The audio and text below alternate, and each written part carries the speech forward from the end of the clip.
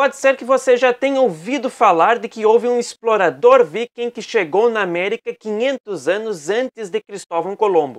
E sim, isso é verdade. Acontece que algumas pessoas que tentam apresentar a história de Leif Erikson e dos seus vikings como se isso denegrisse o mérito dos grandes descobrimentos feitos por Portugal e Espanha que propagaram a fé por mares nunca antes navegados, entretanto fazem questão de não mencionar o ponto mais importante da vida de Leif Erikson, de que ele era um convertido, um verdadeiro missionário leigo da Santa Fé Católica Apostólica Romana.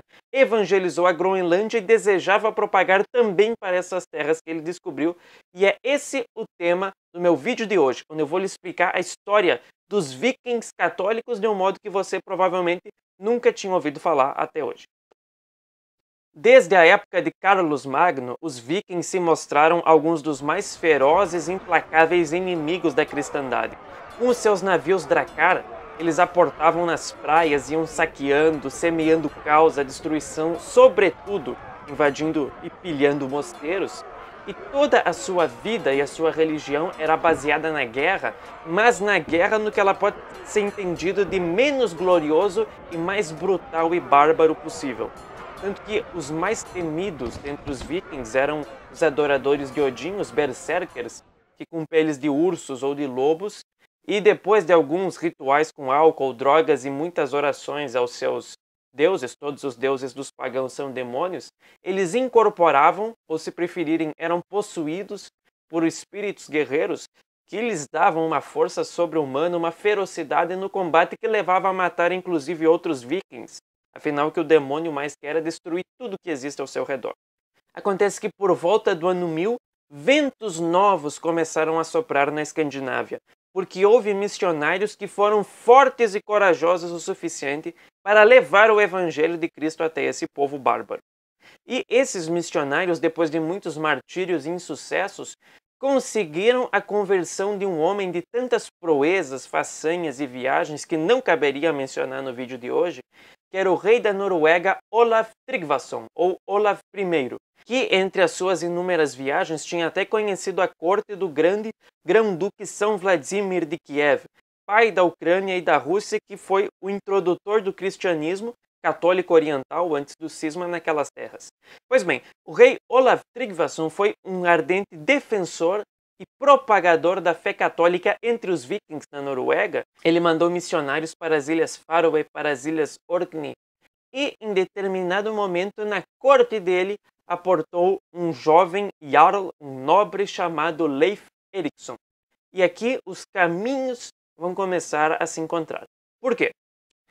O avô de Leif Erikson tinha sido expulso da Noruega por matar inimigos da família e foi para a Islândia. O pai dele, Erik o Ruivo, foi expulso da Islândia por matar inimigos da família e começou a navegar e explorar e descobrir umas terras ao norte que eram desconhecidas, que batizou de Grenland, a Groenlândia. E aportou, ficou um tempo lá, vivendo da caça e da pesca, e quando terminou seu banimento, ele retornou e chamou muitos vikings para que fizessem uma expedição para colonizar a Groenlândia. E lá, então, preparou uma verdadeira sociedade do qual ele era o senhor, o Jarl, o senhor feudal, e uma sociedade pagã. Em determinado momento, ele então mandou seu filho Leif Erikson para tratar de negócios na Noruega, que era um lugar muito mais importante para os vikings naquela época. E lá Leif Erikson conhece a corte do grande rei Olaf Tryggvason. E ele recebe a pregação do Evangelho de Nosso Senhor Jesus Cristo e a virtude, a força daquele rei que já tinha atravessado a Europa inteira e ao mesmo tempo a sabedoria da doutrina católica marcaram profundamente a alma dele, que então na corte recebeu o santo batismo. Se tornou um fervoroso católico e a partir daí, depois de um tempo, recebeu do rei Olaf Tryggvason a ordem e o mandato de levar esta nova religião, que é a fé verdadeira, para a Groenlândia, para a colônia do pai dele. Ele então leva consigo um sacerdote, veja, a messe é grande, mas os operários são poucos, e ele vai com esse intuito de propagar a fé católica na Groenlândia. No caminho, o navio dele naufraga e eles acabam resgatando alguns vikings algumas ilhazinhas desertas que já não tinham nenhuma esperança de resgate, que já era talvez um símbolo de que até mesmo para os vikings tem esperança que Deus iria resgatá-los pelo santo batismo. De qualquer modo, ele aporta na Groenlândia e pela sua pregação e pelo seu exemplo de missionário leigo, incontáveis famílias foram se convertendo. Naturalmente, teve também ação desse sacerdote, que o nome não é registrado, e em pouco tempo, toda a Groenlândia, que tinha centenas e no seu apogeu teria 5.000 vikings, se converteu à fé católica. Ou melhor, quase toda, porque Eric, o Ruivo, rejeitou o evangelho de Nosso Senhor Jesus Cristo e não aceitou a ideia de largar o culto pagão a Thor. De qualquer modo, a mãe de Leif Erikson, esposa de Eric, foi dela a iniciativa de construir a primeira igreja que já se viu na Groenlândia. Então já é uma coisa linda ver que essa terra, completamente deserta, haviam só no extremo norte os esquimós, os inuits, aqueles que moram nos iglus e andam com trenós, mas pela primeira vez na história se construiria uma igreja ao Deus verdadeiro naquela ilha praticamente deserta. Isso já tem um perfume, uma beleza que é extraordinário. E assim então, Érico Vermelho não se tornou um perseguidor, mas não se converteu, e a religião católica foi criando raízes na Groenlândia, sobretudo após uma epidemia, do qual morreu o irmão de Leif Erikson, mas Deus o ressuscitou e anunciou por ele de que aquilo era um castigo, porque muitos dos vikings não tinham se convertido em profundidade e, por exemplo, eles não se importavam em rezar pelos mortos. E a partir daí, a fé foi se solidificando naquele povo. Pois bem, os anos vão passando e em determinado momento um outro viking, chamado Bjarne Harolfsson, aporta na Groenlândia, anunciando de que ele tinha naufragado muito a oeste e tinha visto terras que nenhum homem tinha descoberto até então. E essa história chamou muito a atenção de Leif Erikson, que decidiu averiguar aquilo.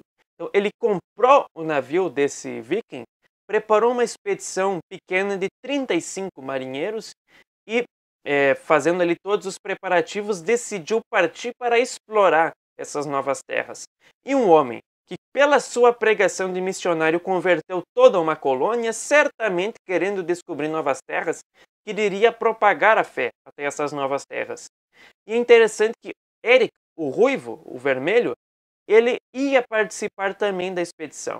Mas quando ele estava no caminho para entrar do barco, ele cai do cavalo, quebra, se eu não me engano, uma costela e interpreta aquilo como um mau sinal de que ele não deveria fazer parte. Interessante que praticamente o único pagão da ilha foi rejeitado para tomar parte nessa expedição que seria tão gloriosa como eu vou lhe contar em seguida. Então, Leif Erikson, ele se lança ao mar com base no relato que ele recebeu desse outro viking. Eles eram guiados e se localizavam pelas estrelas e eles passam a navegar na direção do oeste. E os navios vikings, assim como os da antiguidade, eles precisavam de vento para empurrar aquela vela para irem para frente. De modo que muitas vezes, nesse caminho em direção ao oeste, o vento era contrário e quereria empurrar eles de volta para a Europa. Então eles vão ao mesmo tempo alternando com a ação dos remos e quando tem uma tempestade, eles se atiram dentro da tempestade com o objetivo de que aqueles ventos mais fortes, por um acaso, mas que é um acaso providencial, acabem impulsionando eles para o caminho certo.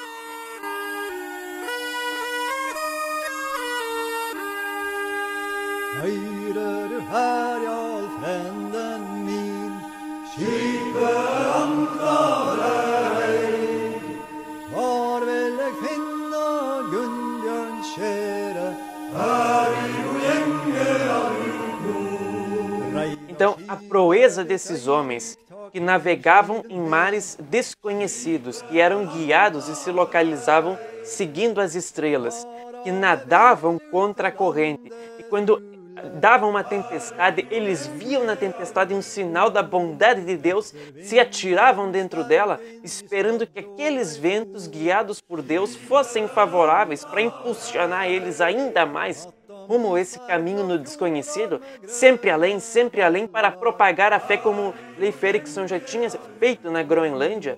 Essa é uma das proezas mais belas que o espírito humano já fez e que foi vista sem dúvida com muita alegria por Deus no mais alto dos céus e pelos seus anjos, que eram os únicos que contemplavam aquela expedição fora do navio.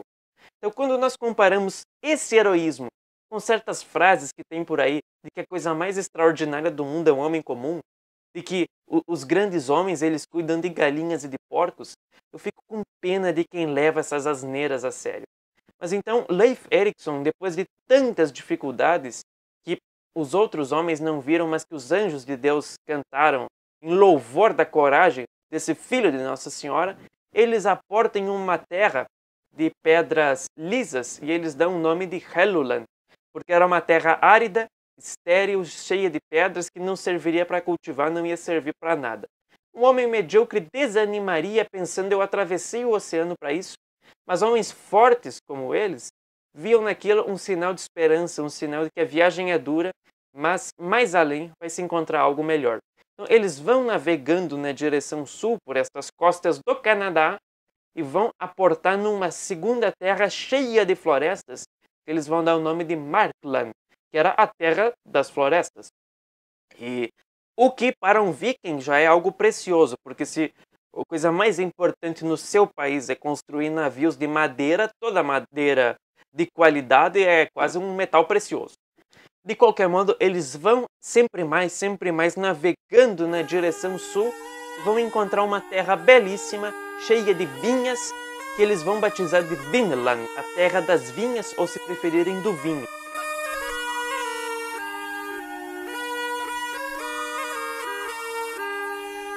Og landfekte sjå etter dagan to, der var berg og stein og heller. Og mennene kalla det Helluland, og ikke det nytta å bia.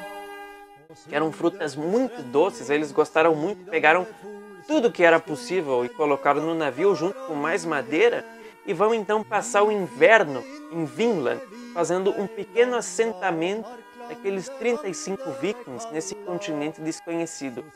E depois de algum tempo eles encontram Skrelling, ou seja, os nativos, os pagãos, índios, que apesar da barreira enorme do idioma, comunicação certamente era por gestos, eles fazem algumas trocas comerciais, relações amistosas, mas depois de alguns encontros dá alguns desentendimentos que dão em escaramuças, nas quais um dos irmãos de Leif Erikson morre.